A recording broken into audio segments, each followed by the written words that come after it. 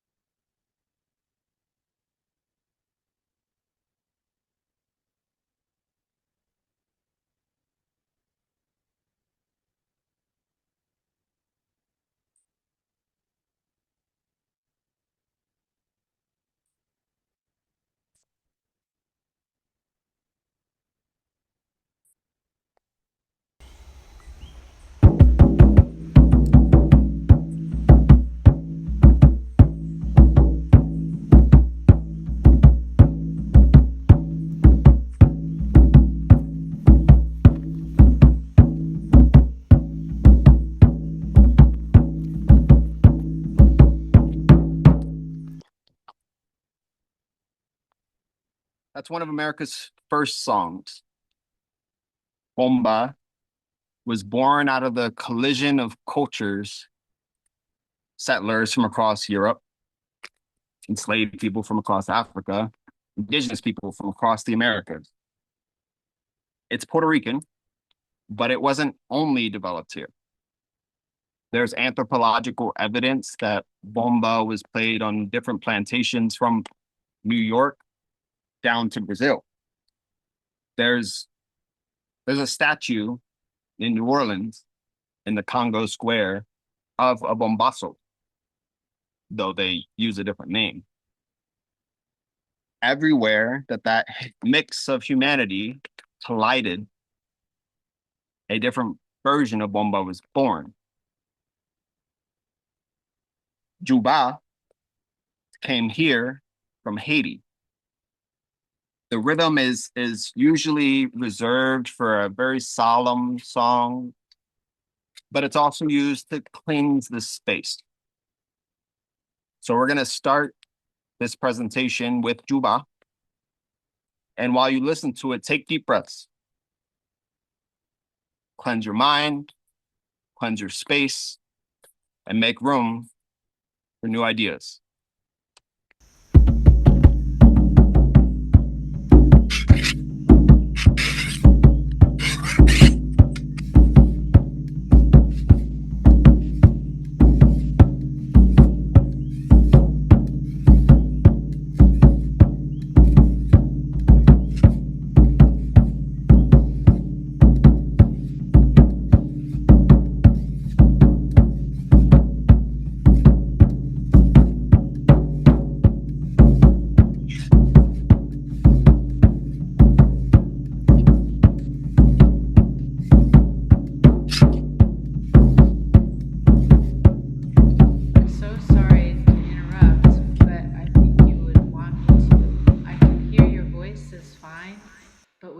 Hear the drums.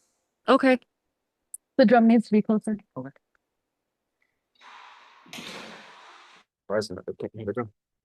Where should I go? I think that's good.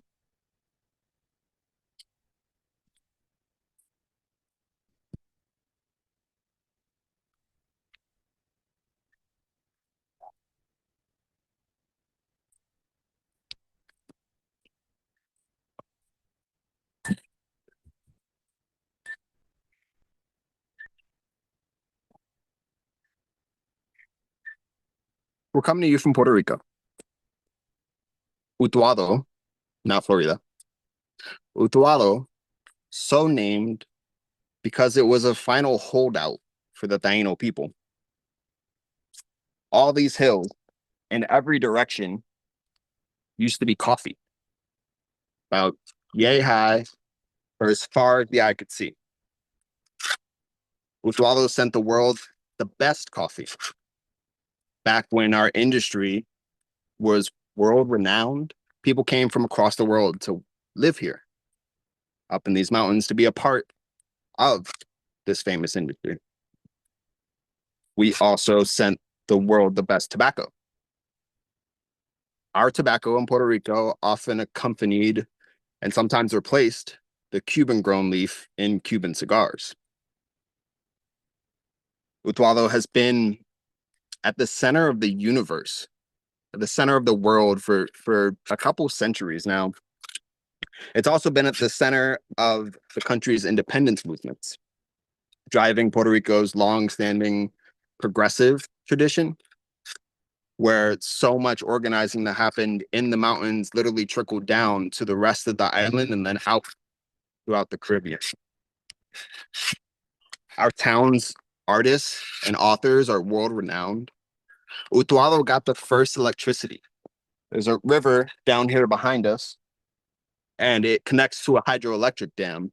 And as much as nearly a century ago, it was providing electricity for here and for the capital. Utuado is also world famous for its isolation. This area got hit the hardest by Hurricane Maria. The eye passed right over us. New York Times wrote articles about Utuado, about our neighborhood, where they talked about how impossible it was to reach us with emergency teams, with doctors for weeks after the storm. But the people here are resilient. They can live through anything. They hold each other up, and no task is too big. There is a lot of poverty. I struggle to talk about poverty in this region because I've watched how white people respond. These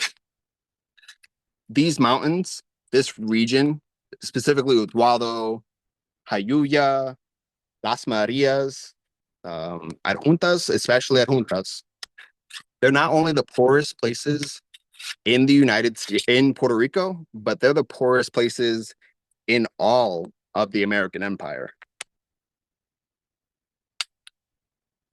The average household income per year of some of the poorest counties in America,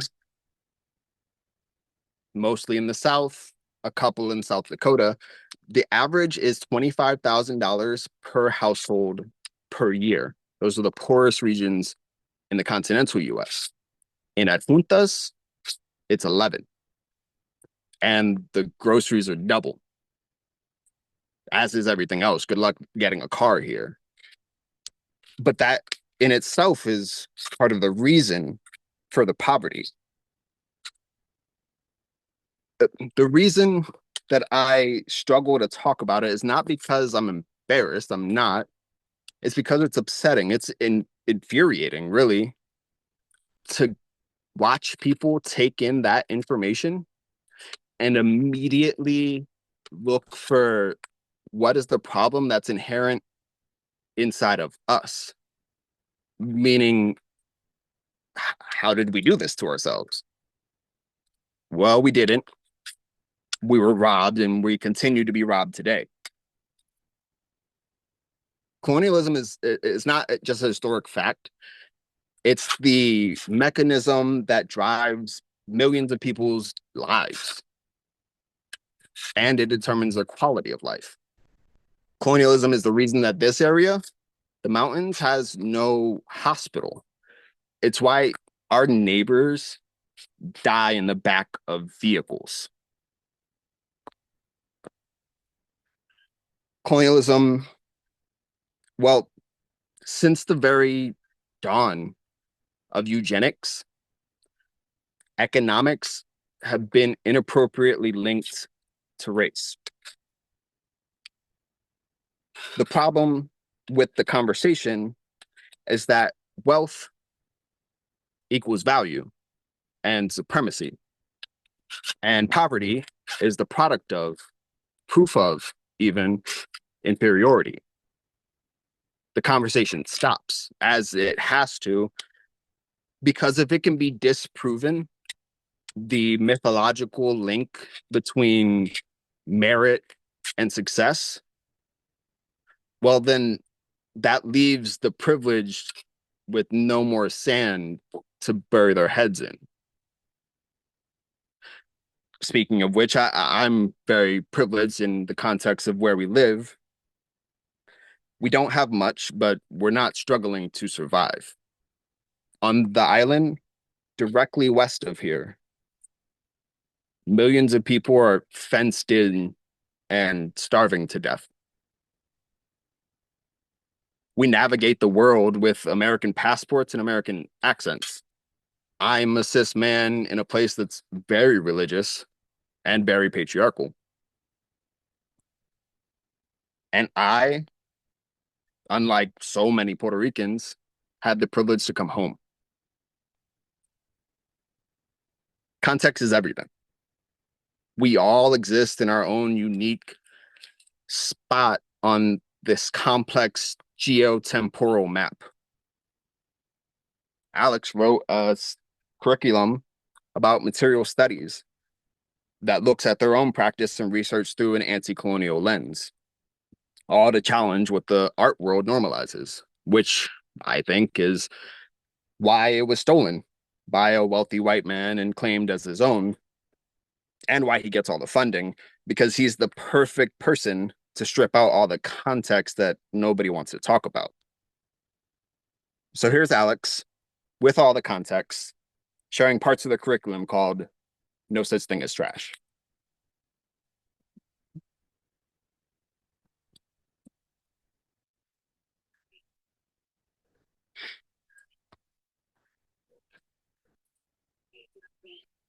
As artists, we must address our complicity in systems of colonial capitalism. As a professor, I would often introduce myself and ask students to introduce themselves through the lens of privilege. It's a difficult icebreaker, precisely because by design, this conversation has been obfuscated from us. Some of my privileges are visible. I'm white, I benefit from white supremacy and other racist forms of oppression. My relationship appears heteronormative. And depending on how I present my non-binary self, I become more or less visibly queer in my transition. My currently able body moves through worlds completely inaccessible to so many.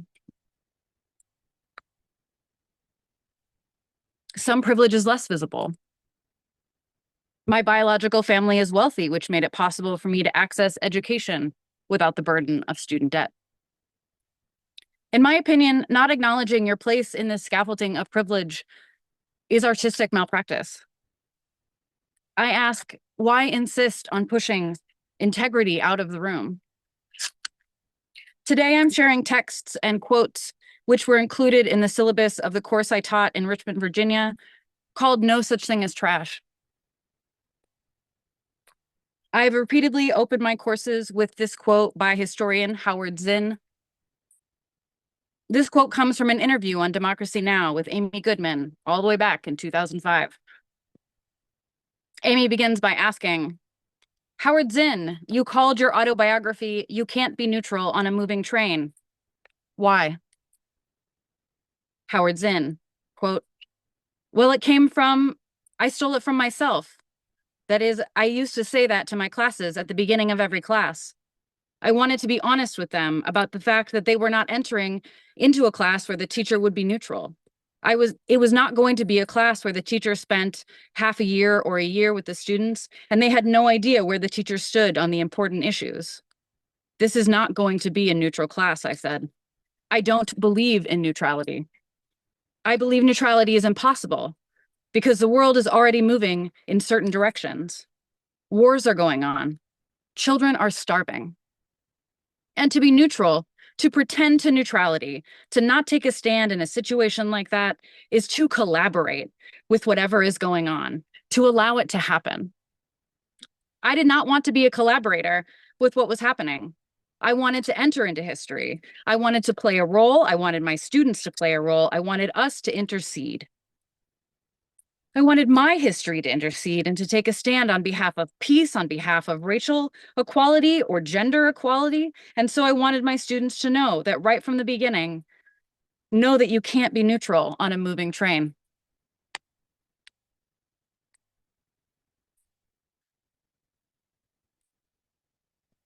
This book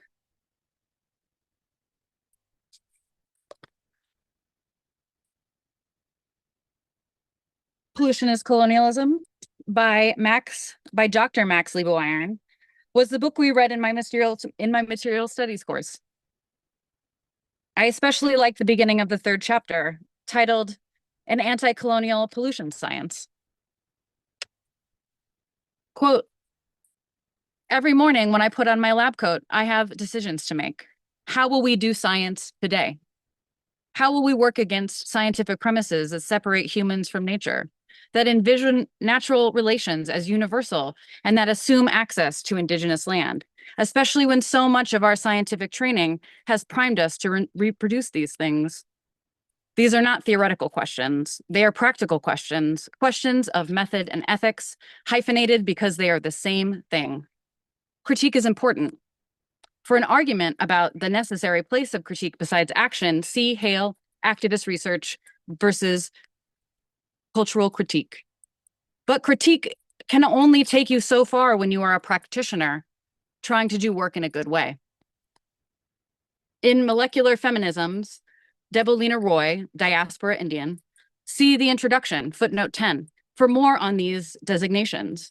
In short, rather than leaving usually white and settler authors unmarked as the unacceptable norm that does not have to introduce itself, I mark everyone with either how they introduce themselves in their texts or as unmarked if they do not introduce themselves based on their land relations or relationships to privilege. You might start to notice a pattern. Debolina Roy recounts how her commitments to the laboratory presented challenges of actually trying to apply feminist etymologies and methodologies at the level of practices at the lab bench.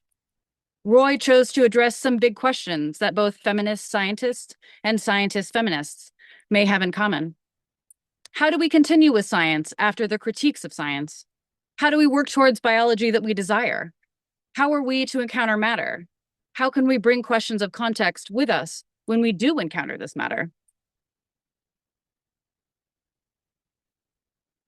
And this is my intervention with Dr. Lebo Iron's text, An Anti-Colonial Pollution Art.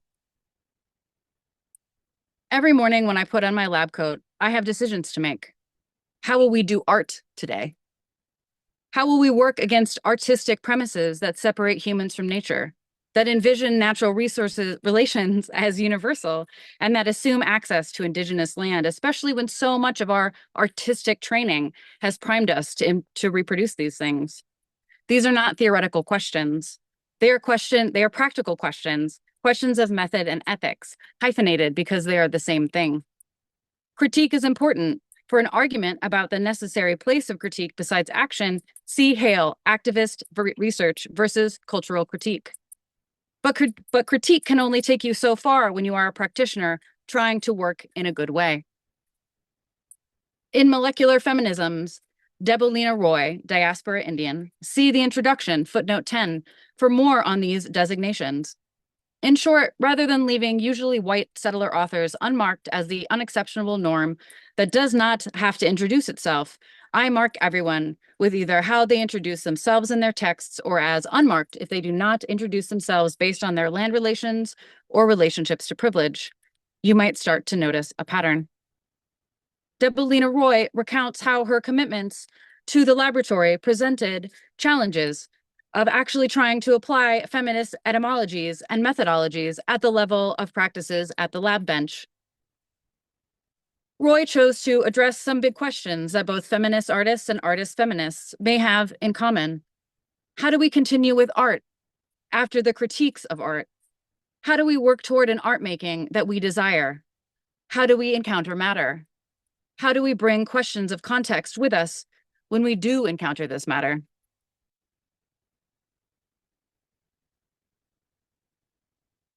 Another text I previously shared with students as well as badly behaved colleagues is from A Short Life of Trouble by curator Marcia Tucker. Quote, what was I doing here? I thought education was supposed to be something other than feeding back the professor's own ideas, like maybe learning to think for yourself and doing original research to back up your opinions, unquote. My students have taught me so many things, too many to list for you. But one example that comes to mind in this context is that I no longer wear those stretchy yoga pants. because a student shared their research about the microplastics and the chemicals that leach into our bodies and environment simply by wearing these fabrics. Stephen mentioned my research and community labor was stolen by a colleague, a full-time professor making 50 times my adjunct pay, but he didn't do the reading, and with proper context, it's obvious. VCU and the ICA gave this professor multiple platforms to share how he encouraged students to place plastics and their harmful chemicals into the water source of a historically Black community, all under the guise of decontextualized play. Without context, there can be great harm. Here's some of the reading that probably should have happened. Another passage from Pollution is Colonialism. Quote, "When I first began researching plastic pollution around 2008, I thought that plastics had the immense potential to blow concepts of pollution out of the water, since they defy so many scientific and popular truisms. You can't clean up plastics because they exist in geological time, and cleaning just shuffles them in space as they endure in time. You can't recycle them out of the way because it means ever more will be produced, and there is no away at any rate. Many of the chemicals associated with plastics, called endocrine disruptors, defy thresholds and exceed the adage that the danger is in the dose or the solution to pollution is dilution, because they cause harm at trace quantities already present in the environment and bodies. Plastics and their chemicals defy containment, which is a hallmark of industrial waste management, because they blow, flow, and off gas so that their pollutants are ubiquitous in every environment tested. Last, but hardly not least, their long temporality means their future effects are largely unknown, making uncertain the guarantee of settler futures. I thought these traits would provide pollution science and activism with the case they needed." Unquote. Everything that Stephen and I are sharing today has receipts. We will share our footnote document in the chat at the end, and it will also be available in our newsletter, forthcoming newsletter this month. We share this context to push against the silence. Thank you.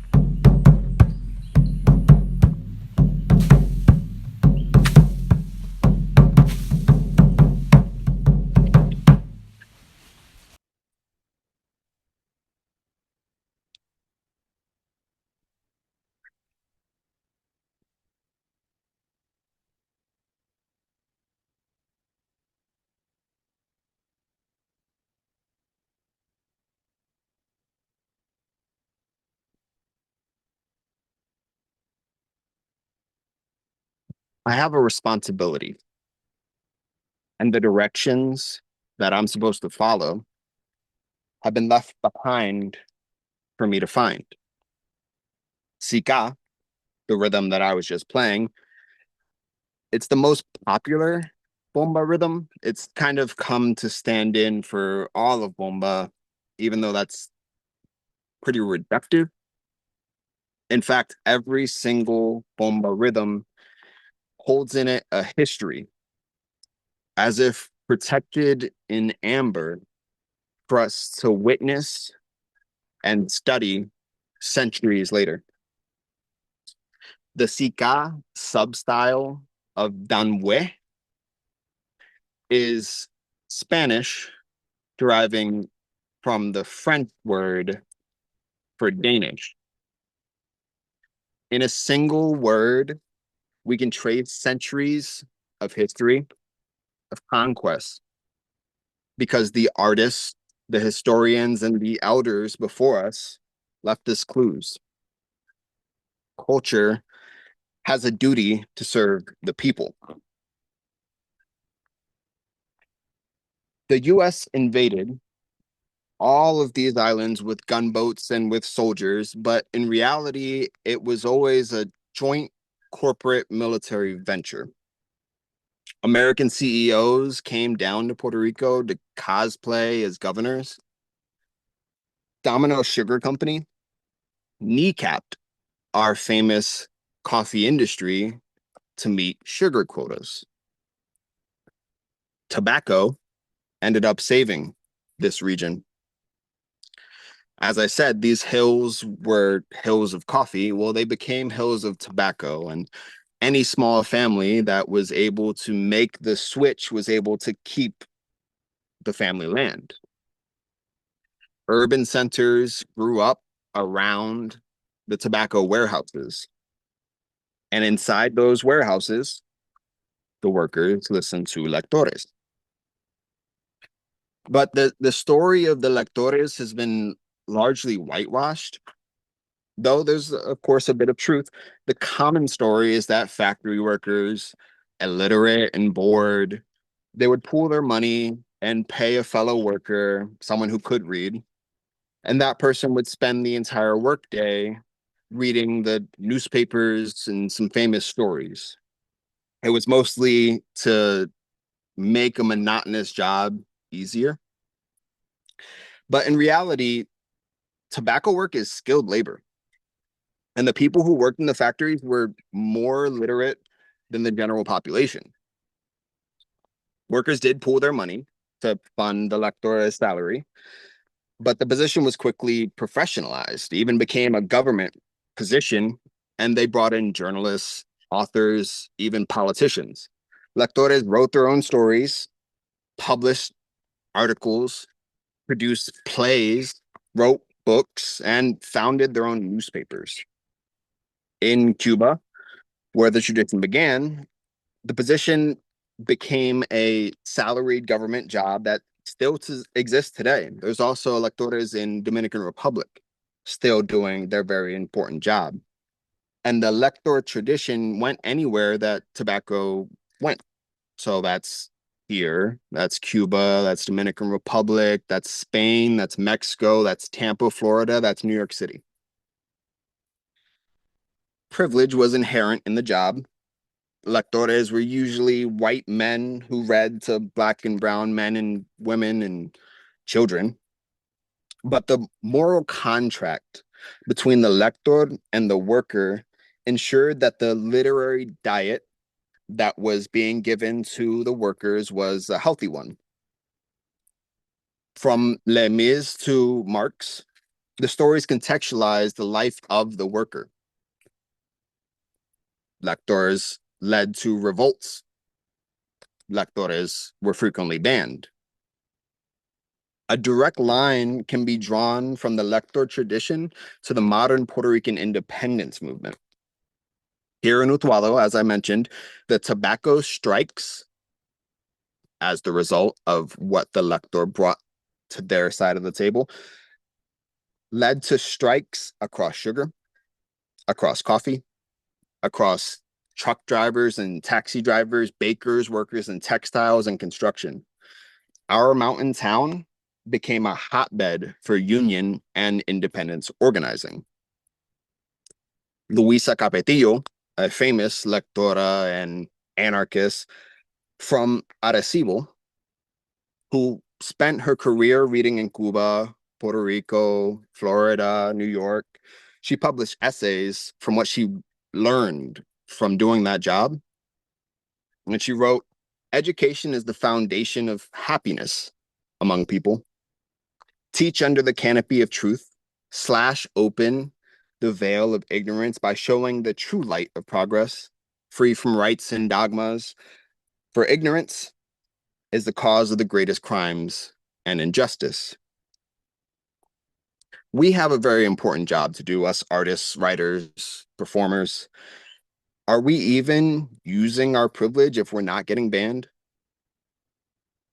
The journalists of Gaza today are our lectors, acting out their own genocide for the busy workers of America and beyond. Because they tell the truth, they too are banned, as is anyone who speaks on the topic or even mentions the word occupation. We don't need more resistance bumper stickers. We need riots. Now, there's a small chance that this presentation might be interrupted by helicopters flying over top.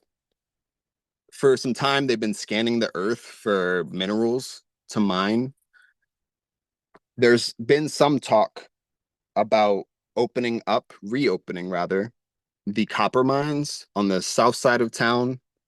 Really, the helicopters are just looking for where the next frontier will be of development and, of course, displacement. But since the Supreme Court just greenlit the destruction of sacred Apache land in Arizona to dig up more copper than ever before, as well as rhenium needed to make warplanes, silver to make Teslas, and bismuth to make Pepto-Bismol. Well, now the helicopters are scanning for what else they can find.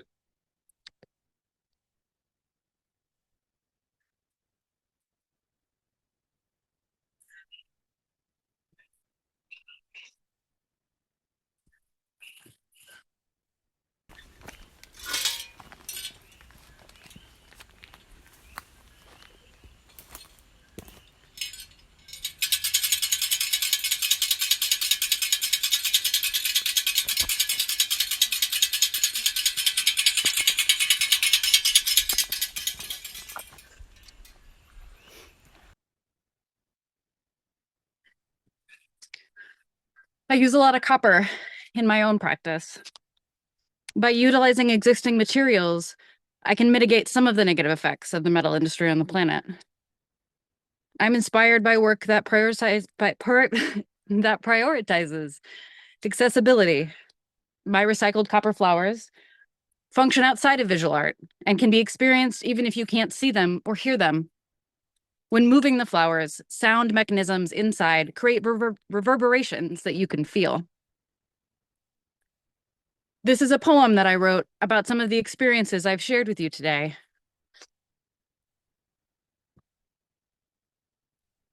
There is no sustainable metalworking, not without digging the ore for yourself. Someone, probably a child, is exploited. Metal recycling creates the fabric of our lives. A relationship with the scrapyard created access and material surplus via the magic of community building. But it's not actually magic to cultivate mutual trust and respect, or to show students how community is built instead of how it is stolen. Align your work with your values. Speak up when others do not. Do the right thing, especially when it is unpopular. Recycled copper for liberation. In our footnotes, there is more information regarding Oak Flat and an interview with some folks who are much more knowledgeable about it than we are. And we'll share that later on today.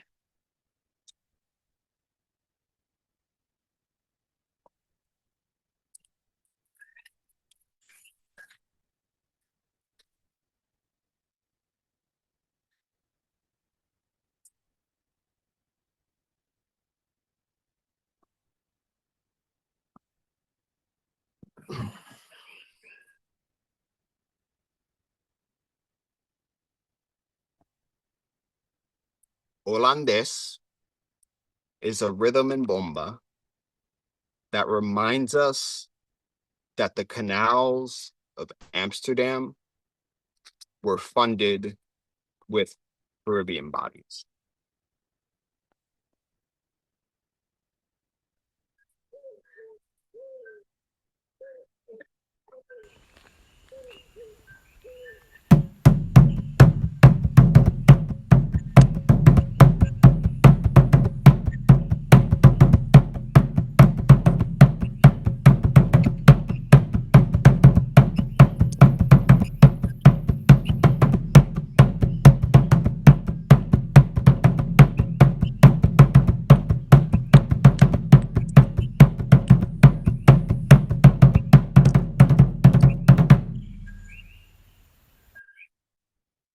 Eight. That was an 8 count.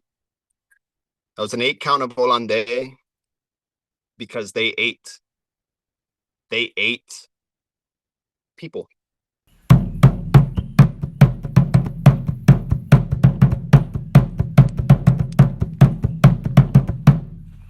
They ate people and called us cannibals.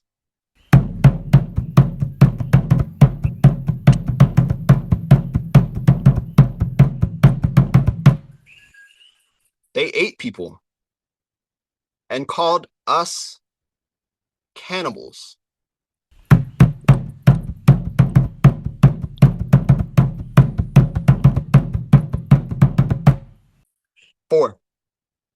For they said, those silly Indians are killing themselves.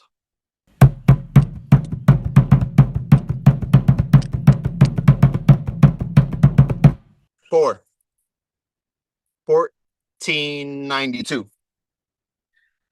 Columbus hadn't even landed when he first wrote about us. He knew what he would see.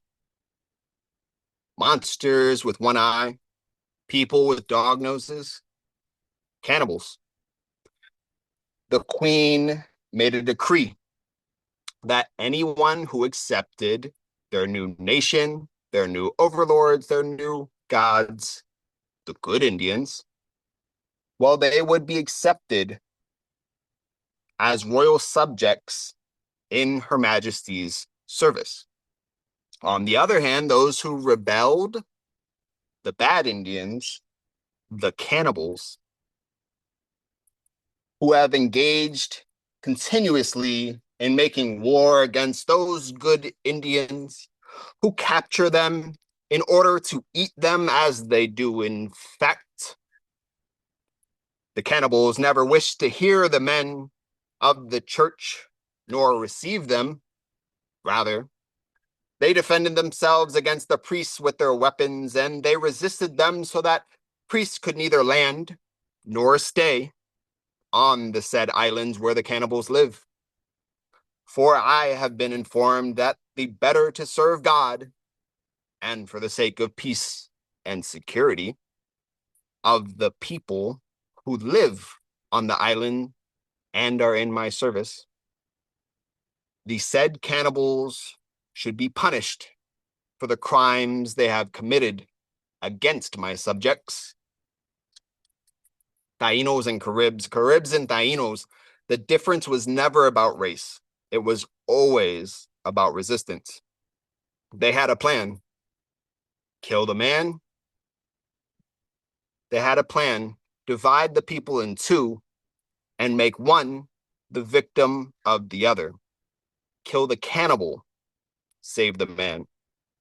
And ever since then, what Columbus saw or didn't see, seemingly by prophecy or collective hallucination, still exists today, even though they never existed at all. Our entire region was named the Caribbean, the land of cannibals, to remind the survivors of why they needed to kill everyone who resisted. They ate people and called us cannibals.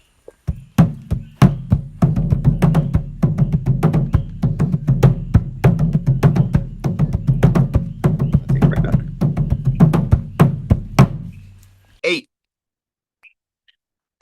They literally ate Nat Turner.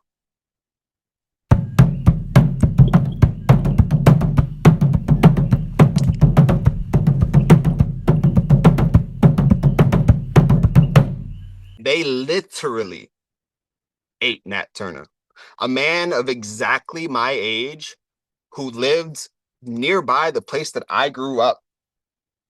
Well, when he brought together the biggest revolt of enslaved people in U.S. history, they chased him, they killed him, they cooked him, they ate him. Like the beast he was considered to be. They consumed his bodies like pieces of their own savior, boiled him down and made tinctures. They used his skin to make handbags.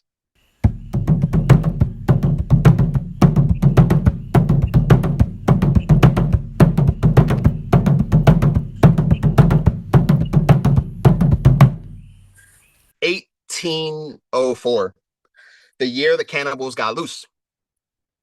What Africans did on the island just west of us set free half of the world and terrified a young slave-dependent America. The cannibal became the terrorist, and Haiti is still being punished for its good deeds. In the midst of a new revolution, international media turns the local hero to the ruthless, irredeemable cannibal.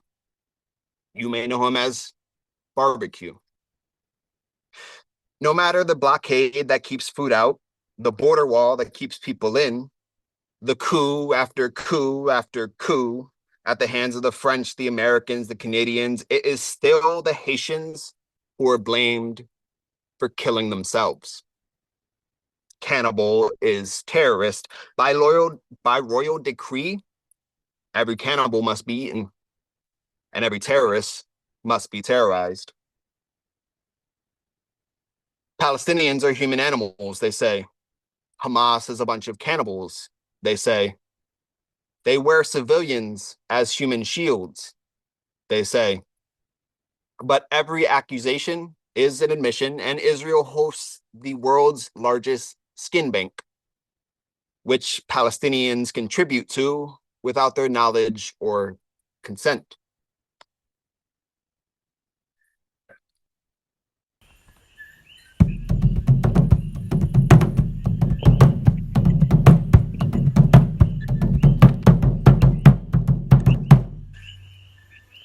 Honduran, dark caramel, almond, floral.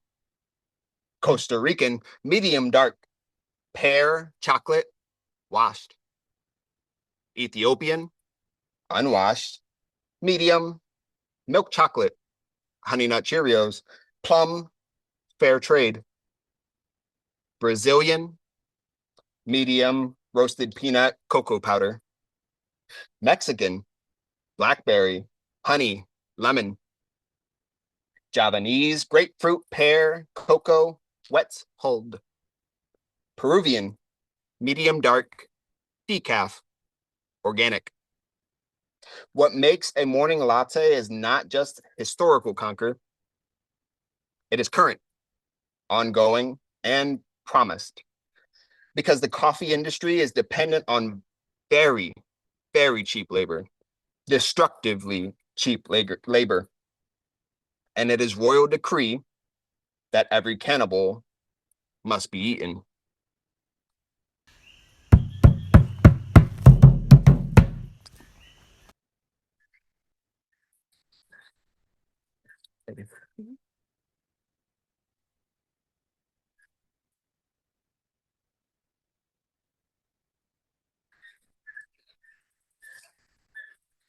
Land in what is now known as the United States was first enclosed by European settlers, stolen from its original stewards in lawful moves like the Homestead Act.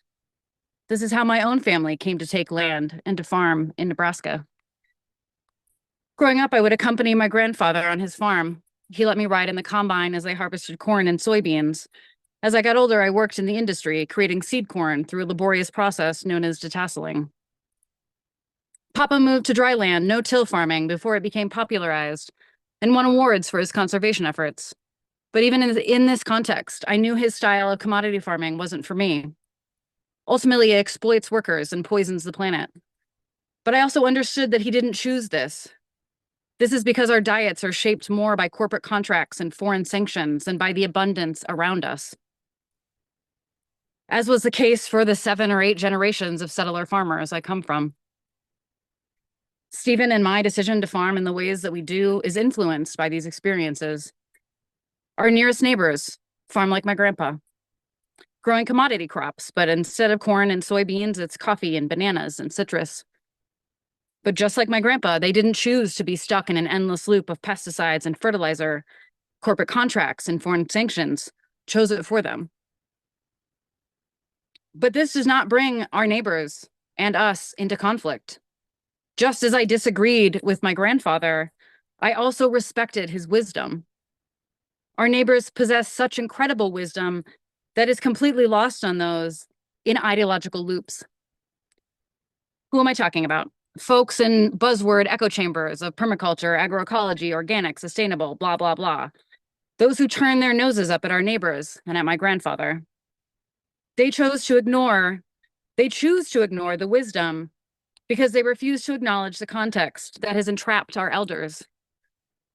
This is all getting very poetic, and I'd hope to anchor it in more concrete terms, so I'll share a practical example of how we move in community. There's a small clearing between our farm and that of our neighbor. It sits along the road that connects our two parcels. We don't want the neighbors to spray weed killer there, so we offer to chop the space, keeping the grass short and tidy. It's not our land, but if we insist on asking our neighbors to change their methods, we damn well better show up for them.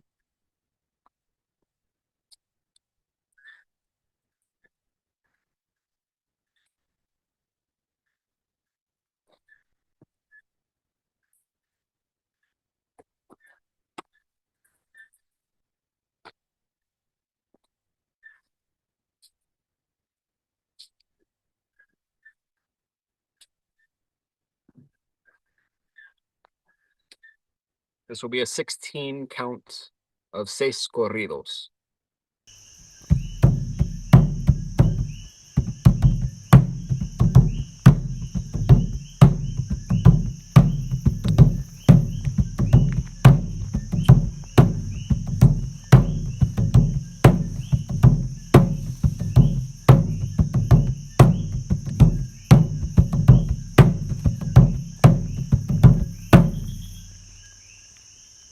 I mentioned New Orleans Congo Square. Well, there's a statue based on an old lithograph depicting the space where enslaved Africans came to on Sundays to trade, to socialize, to dance. Etched into the bronze of the statue is the word bambule. Bambule is a substyle of seis corridos. Bambule is the root of the second line, and New Orleanians use bombole, use bomba by a different name at funerals to send off their loved ones.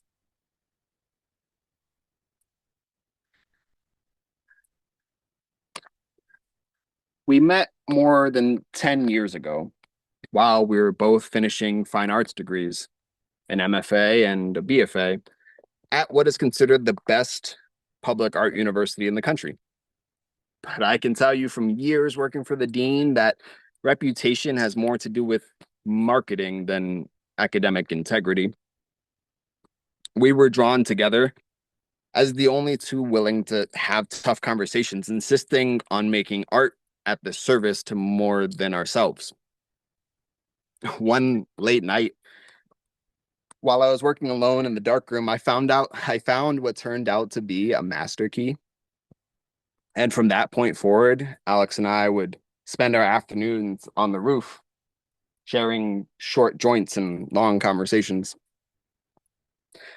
Later, Alex taught welding until they were forced to do so virtually. And then they taught their anti-colonial material study curriculum until the class was cut for mentioning Palestine. I worked at the dean's office until I couldn't anymore. It wasn't long after the cannibals of the nation took over the streets that glorious summer of 2020. I needed to breathe and release that constant anticipation, always anticipating, yet constantly surprised by yet another racist comment said by more nice white folks who live on the nice white planet where equality, justice, and freedom exist in abundance in the subsoil beneath the sand. When I finally resigned from the job that, to be honest, paid more than my dad's 25-year naval career, I sent out this letter. Today is my last day with VCU Arts, and it's important I explain why I'm leaving. Every single person who identifies as BIPOC in my office, the Dean's Communications Office, has now quit or been fired since the start of the year. Nearly 1/3 of the entire office. This obviously affected the morale of the office. We all feel it. And so leadership decided that an outside entity should come to evaluate how safe everybody feels. Fortunately, I am leaving before being forced to attend such a meeting, but the very initiative makes clear the paradox for every person who is not white at VCU. How can any person with melanin feel safe working for, aiding in the growth and expansion of an institution that's so aggressively ravaging a majority Black city? When I wrote this, it was still a majority Black city, which it has been for generations, but that's no longer the case. Throughout my time at VCU Arts, I also worked with the Richmond City Health Department addressing issues of public health disparities. I got an intimate view of how VCU, this ever-expanding public research institution, commits the violence of gentrification on small and large scales, and what that does to Richmonders' health outcomes. It's a common story, many decades old. Art has repeatedly been used as a tool for takeover. First, art serves as the foot in the door to take over a city. It's the bohemian bourgeoisie that beautifies neglected areas. Murals, landscapes, decorated dumpsters hide the evidence of the slums and the ghettos.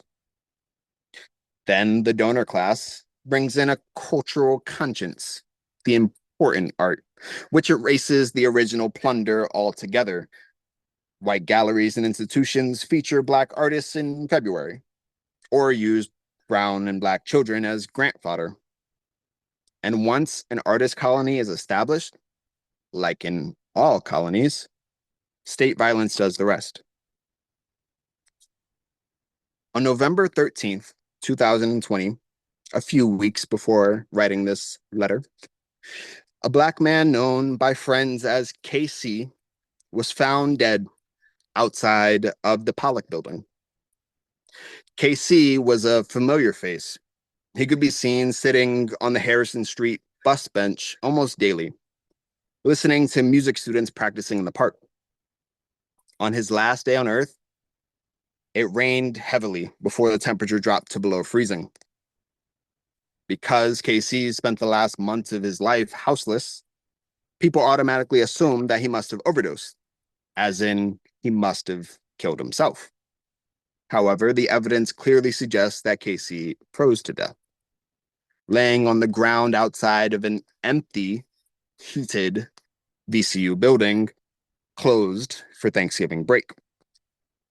A VCU building that was built by tearing down row houses, and one that itself will soon be torn down to make a welcoming center for the university. VCU first tore down Camp Cathy, across from the jail, the last spot that houseless people could gather, have shelter, and feel safe. Then Richmond City decided not to open any cold weather shelters, which KC could have gone to. And to top it off, just a few blocks away from the Pollock building sits another empty building, Mansion 534. For those who remember it, Mansion was the only Black and queer nightclub in the state before VCU bought it to turn it into another art building. Yet it still remains empty, as far as I know, to this day. In the wake of the city's decision not to open cold weather shelters downtown, the VCU Student Government Association called for the conversion of this unused building into a space that would have been safe for KC. KC died at the university's front door 4 weeks after that SGA request. This institution does not make me feel safe. Without tackling this paradox, any endeavors of healing or justice are doomed to collapse onto broken foundation. I sent a message very similar to this one to our new dean, but never received a response. That was 5 years ago. And KC never got his flowers. But the least we can do is remember his name and send him off right. For we are all a part of a legacy. Everything that we do, choose, affects a lot more than ourselves. This shouldn't need to be said, but everything we do affects the future. Today, we determine future war, future hate, future ignorance, future unity, future culture, future love. This one's for KC.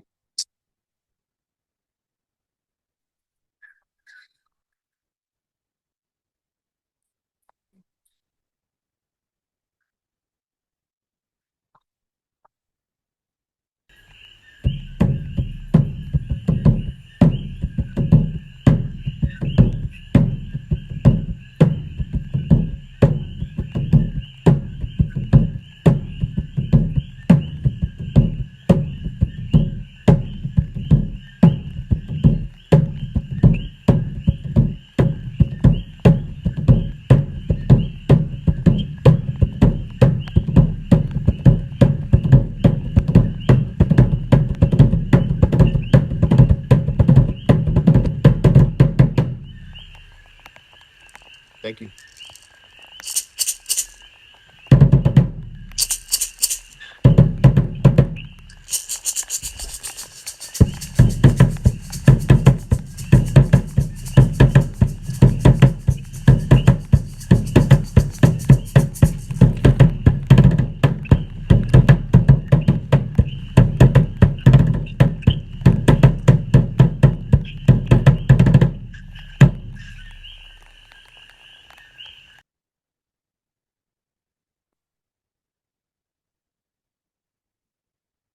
I'm welcome.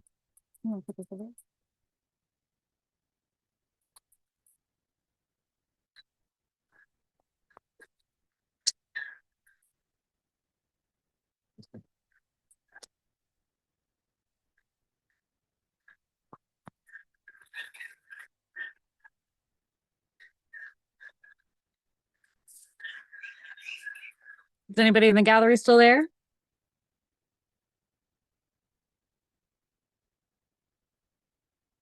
Maybe. Maybe.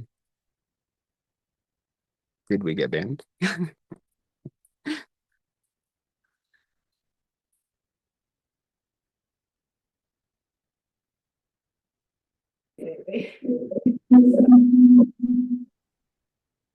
Hi, we're still here.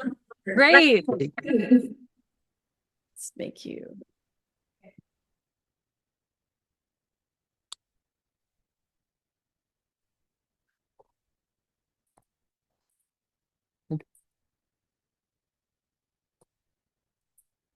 Do we have any questions? We can open it up to the Q&A at this point. Hey, sorry. Can you mute yourself now? Oh, please. No, not you guys, not you guys. Muted. Let me. Bear with me just a second. Oh, no, take your time. I'm gonna wipe the rain off our computer. You're good now.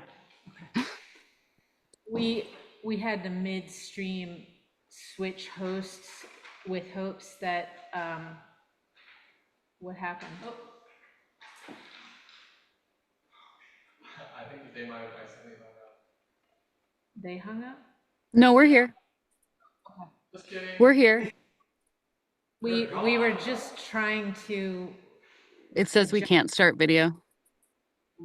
So in your host. And so also in the chat, we're putting our footnote document so everybody can have access to all the things we cited today. Thank you. You're welcome. There we go.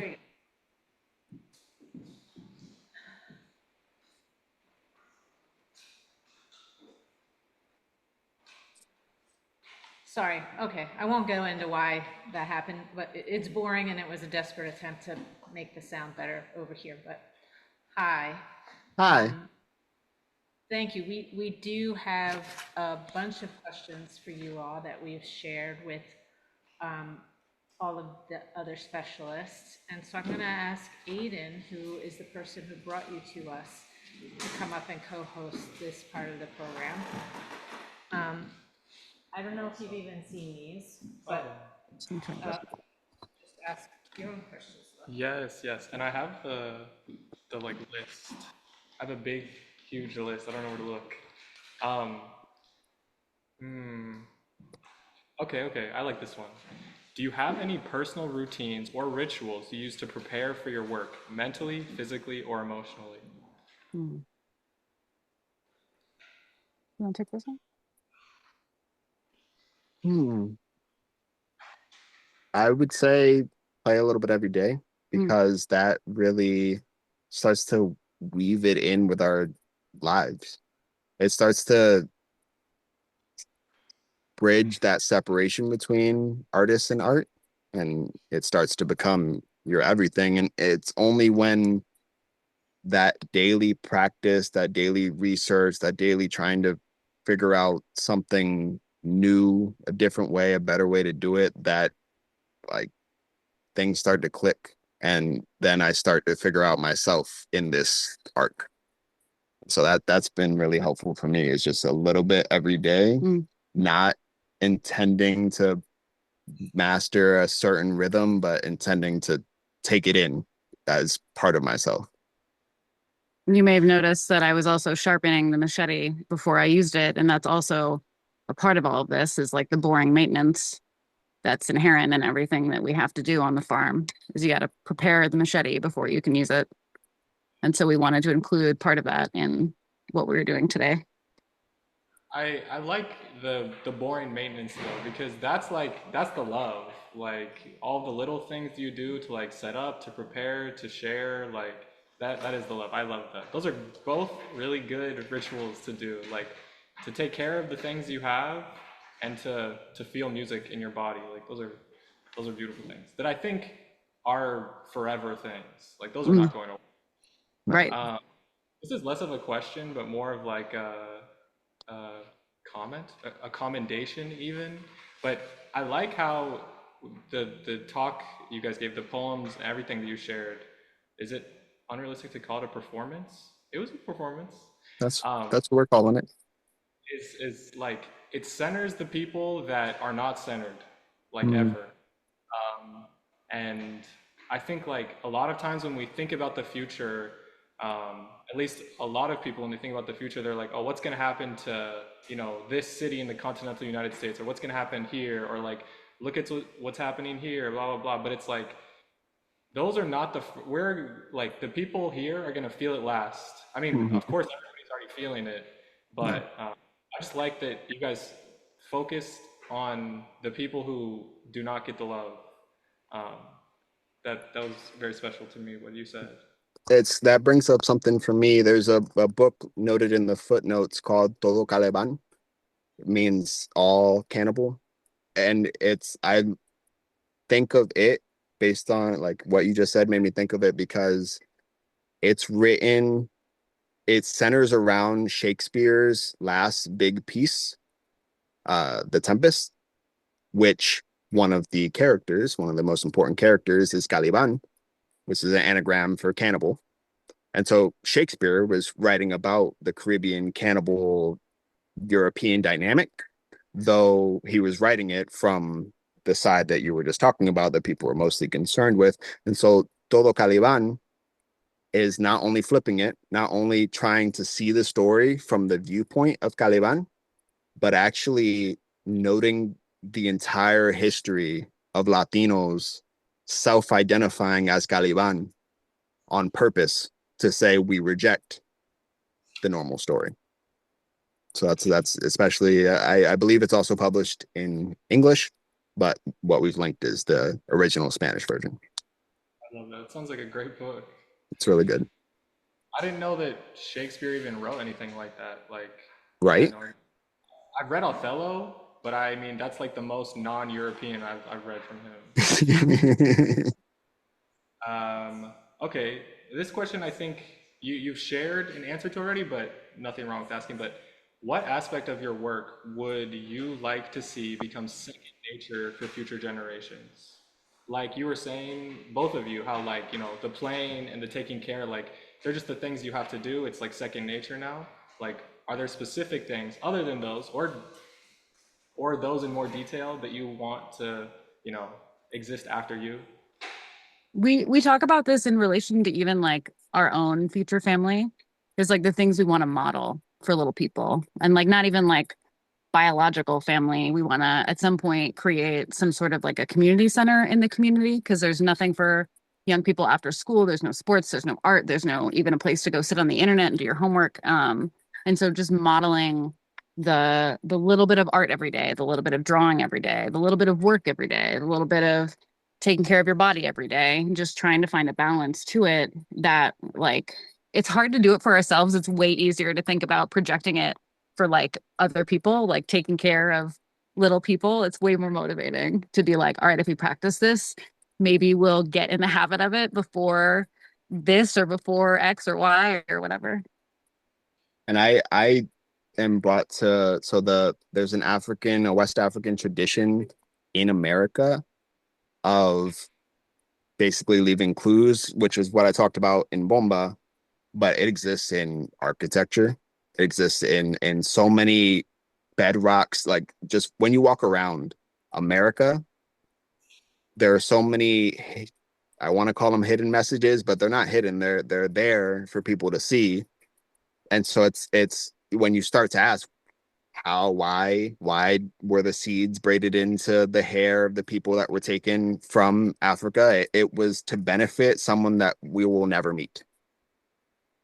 It's to leave something for great grandchildren who may not ever listen to it, will have their own troubles and struggles and lives, but it becomes just the DNA of people's daily existence, and that maintains it. It needs to be functional, but it also has the opportunity to encase so much important history. So when I ask myself what is important for me to maintain for people I will never meet, that helps inform what the heck I'm going to do with this art piece today. I love those. We've talked a lot, or I mean, well, you guys talked. I was just listening. We talked a lot about things that can sometimes feel hopeless. I mean, like occupation can feel hopeless, and the United States not existing can feel hopeless. As in, like, you know, yeah, you guys got that. You got that. Yeah. Where do you go, or like, what do you look for when you need hope? I mean, you guys are in a beautiful place and you're with somebody you love. So I'm sure like those are great things. But if you have like, I don't know, anything that came to mind.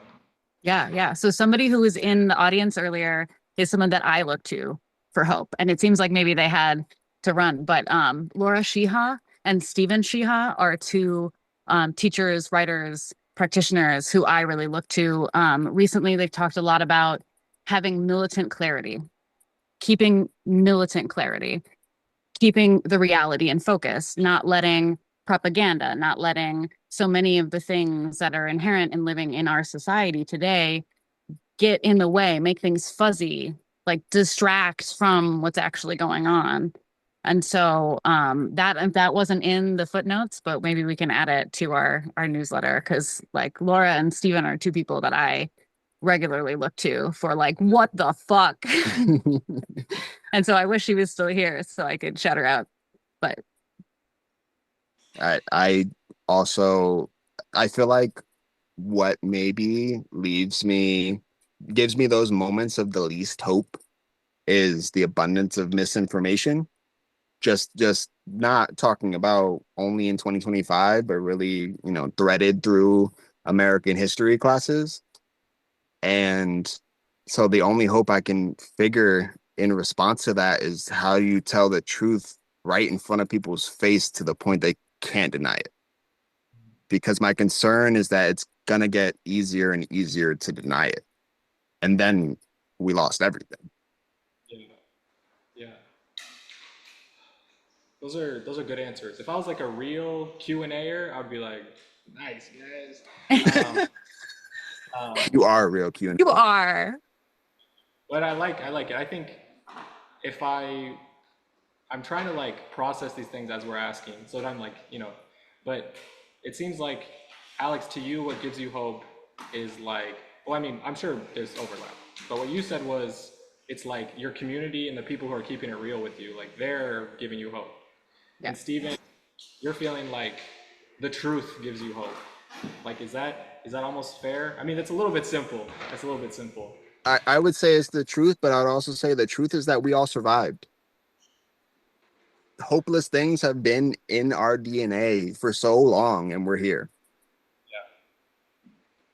That's bigger than me, and so that's something to learn from.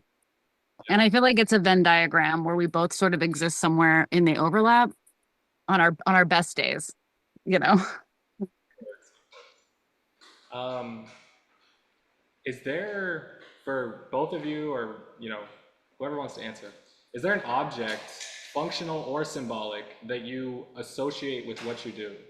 Like, not just art making, but also like, sharing and caring. Oh, no way. But yeah, tell me, guys, tell me. Do you want to talk about those? Yeah, I can talk about those. My grandma loved these. My mom did not, but my grandma did because she could see like her own history in it. So this is a machete and this is a garabato. And they're used in unison in what we do on a daily basis. In farming, you're going to use it in not only cutting things down, but harvesting as well. And it's kind of a balance between the two. But that like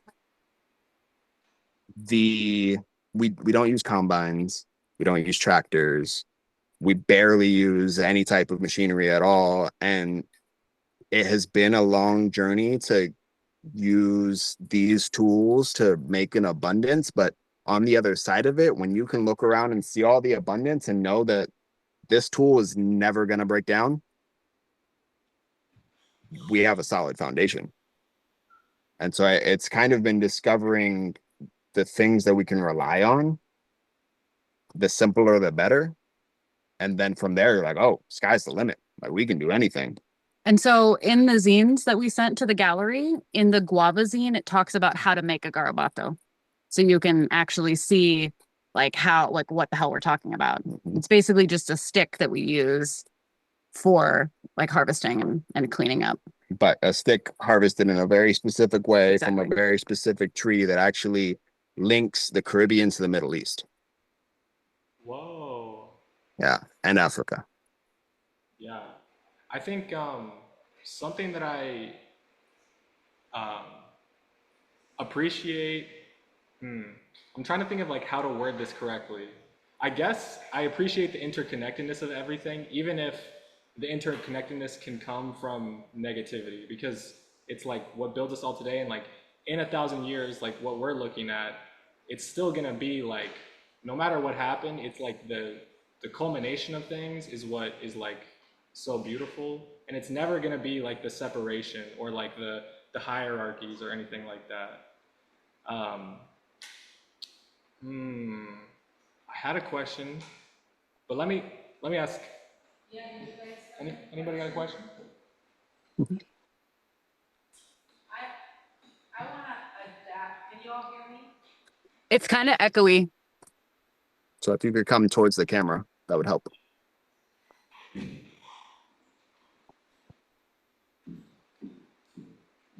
Hi. So we asked the other specialists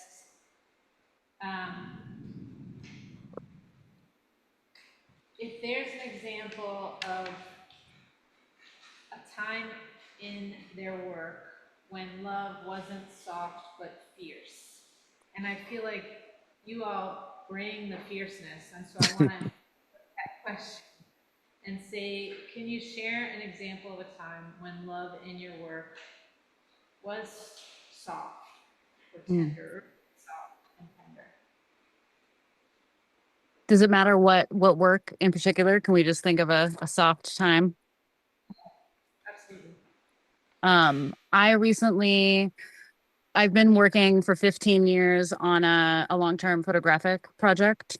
And in the last few years, I've had the opportunity to travel back to Nebraska and continue working on it. And it's required a significant amount of softness because of what's happening in the world right now. The family that I've been working with came to the United States as migrant field workers, and just have a different political socioeconomic background than I do. And so it's been a really soft relationship of having difficult conversations that, like what's happening in the world right now because of the conflict inherent in our worldviews, in our political views, in our views of the way society should and should not be going. We aren't super religious, but that's been a piece of the puzzle as well, is like meeting these people who now I consider family with a softness that I don't even think I give to ourselves most times. And so that's not in the footnotes, but we can like add it after the. For me, the question makes me think about both are happening at the same time by necessity. Like, so I grew up in the States. I grew up in Florida, in Virginia, in Chicago. I learned how to code switch, how to navigate the world to my biggest benefit. And I feel like that requires softness and firmness, really delicately balanced. And I feel like that's, as I was reflecting on how all of my art endeavors start, it all starts from a softness. I'm looking for what would be nice for me, for another person, for a collective people, whatever it is, it's all coming from like a really mushy place. And then it gets firm because the reason I'm here is because the people have been made soft by force. And the softest thing to do, the biggest hug I can give them is maybe to cuss somebody out. And so it's kind of, it actually made me think of this shirt that I chose to wear where it's very soft and very firm. That shirt is That's so awesome. much fun. It's just a piece. Amazing. Oh, that's perfect. It's a great shirt. It's a great shirt. That- I didn't make the shirt. We can also add the artist to the footnotes. So we have one last question that we've been ending some of these conversations with, and it's a little abstract, and I'll just give you some context. I have wished at several times in my life that we've kind of physically changed when we were in love or out of love, that like maybe the colors of our eyes changed so you could look at yourself in the mirror and recognize what the state was. That's so sweet. Do you have a way to mark for yourself, however you interpret this, the beginning or the end of love? There's a song, and I'm completely blanking on the artist in this moment. I'm so embarrassed that I can't remember them, but the words of the song are basically like, "You are my mirror." And so often when I can't see it, Stephen can see it. Stephen has been such an incredible mirror where I'll be like freaking out and in tears about something, and he'll be like, "No, I see it. Like I see X, Y, and Z." And I'm like, "Oh, great." It's like looking in the best possible mirror. Does that kind of fit with what you're talking about? Yes, thank you. Okay, thank you. Wait, you're not talking about the Justin Timberlake song, are you? No, hell no. I didn't think so, but I was like, that's the only song I can think of. Here, we'll get closer so you can still see us. No, not Justin. No. Oh, okay. Stephen, did you want to answer that? It also seems like a really lovely place to close. Yeah, we don't. Do you have anything? Nah, it was great to end on what you said. Perfect. All right, well, we want to thank you again from the Consulate of Future Love. If you all could say the name of your farm and who you are, just again for later postings. And know that this conversation will inform our invention of some future cultural custom that will be part of a larger celebration happening in Richmond on October 17th and 18th as part of 1708's Inlight annual event. Great. Well, I'm Alex Matsky. I'm Stephen Casanova. We named what we've been working on the agricultural project as Bueno Compartir because one of our neighbors who will be 94 this year, Pura, upon receiving some of the food, we routinely give free food to as many people in the region as possible. And upon receiving one of the bags, she was just glowing and was like, "Es bueno compartir. It's good to Oh, share." So beautiful. It's good of you to share this performance with us tonight. Thank you all so much. yes. Yeah. Thank you for this opportunity. Thank you Peace out. guys.